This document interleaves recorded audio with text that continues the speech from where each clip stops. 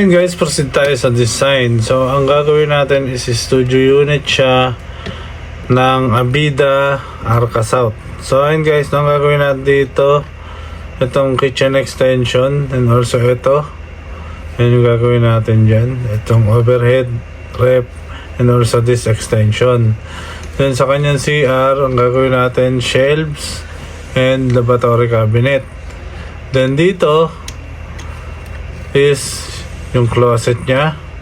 Then ito, display cabinet to guys, na nagiging dining table. So kasi ano nga tayo guys, no, space saver yung gagawin natin. So ito yung kanyang TV, and also vanity, and also ito yung kanyang bed. So ayun guys, dahil maliit yung unit nya, gumawa tayo ng paraan para yung dining nya is may singit natin. So foldable naman to.